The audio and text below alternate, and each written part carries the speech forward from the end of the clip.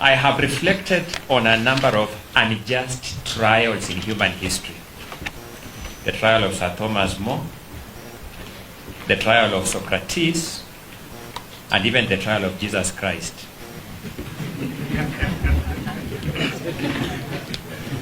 One element characterizes these trials. When you read history, there are trials that are carried out with predetermined outcomes. Those who are taken through the trials are taken through the motions for the sake of it.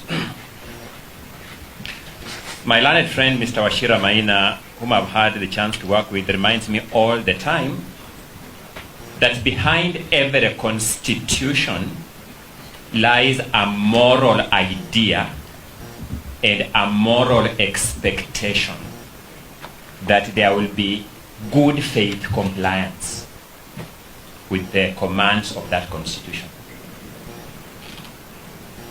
In fact, Mr. Wachira Maina informs me, and I believe him, that in management theory, there is a concept described as malicious compliance.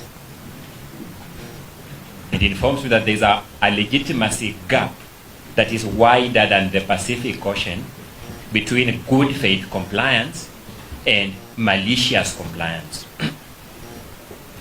I want to persuade you that the motions that the first petitioner was taken through at the National Assembly and the Senate of Kenya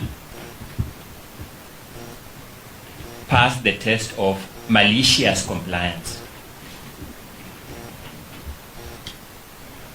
The danger of allowing malicious compliance to go unredressed is that it injects an irredeemable legitimacy gap in constitutional processes.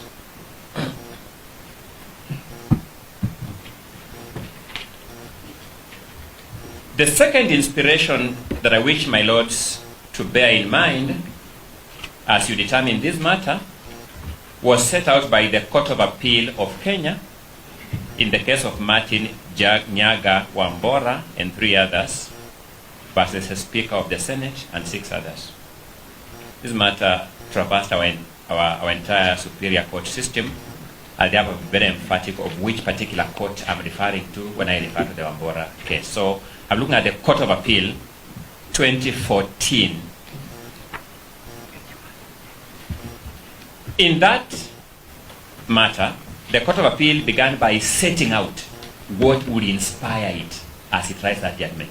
So you look at paragraphs 2 and paragraph 3 of the 2014 Wambora case at the Court of Appeal.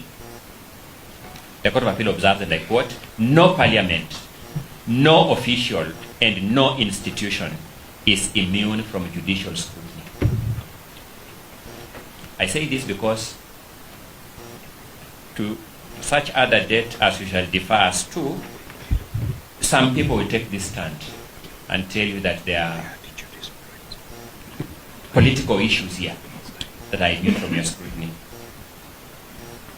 The second inspiration that the Court of Appeal set out in the Wambora case was that it is the Constitution, not Parliament, not the executive, not the judiciary, which is supreme.